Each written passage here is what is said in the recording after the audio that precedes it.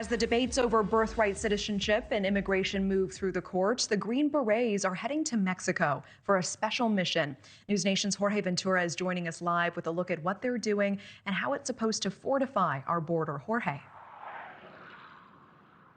Yeah, Natasha, we are now learning that a U.S. Special Forces 7th Group, also known as Green Berets, will be headed to Mexico to train Mexico's Marine Infantry.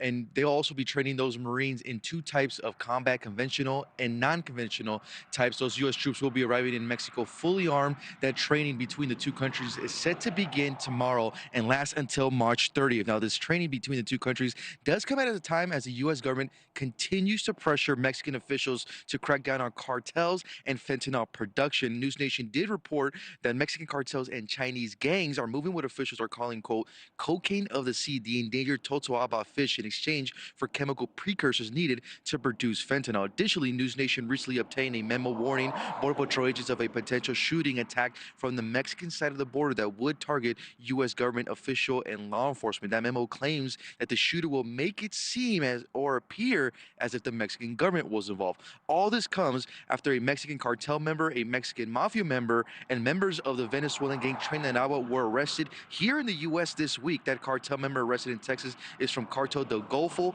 The FBI in Houston announcing the arrest of 3 people tied to a multi-state sex trafficking ring. They are all to believe connected to the notorious Venezuelan Tren de Aragua gang. But the arrest not only happening here in the Lone Star State, reaching out all the way to Montana. Federal authorities arresting at least 6 known Tren de Aragua gang members. All this comes, Natasha, as here on the ground, Border Patrol agents will stop wearing body cameras immediately after social media posts did reveal on how to break into the U.S. Customs and Border Protection systems and make sure that those locations of Border Patrol agents could be revealed here on the southern border. Yeah, certainly. And Jorge, we've also heard that a U.S. Customs and Border Protection officer has been arrested for allegedly being involved in human smuggling and drug trafficking. What are we learning about this?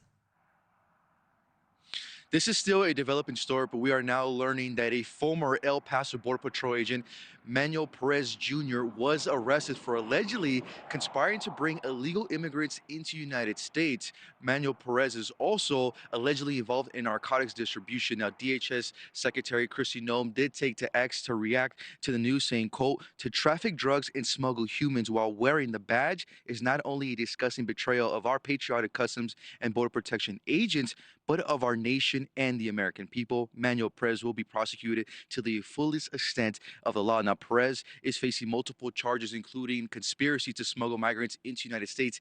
If convicted, Perez does face decades in prison, Natasha.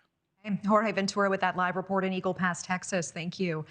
Thanks for watching. Go to joinnn.com to find NewsNation on your screen. And don't forget to click the red subscribe button below to get more of NewsNation's fact-driven, unbiased coverage.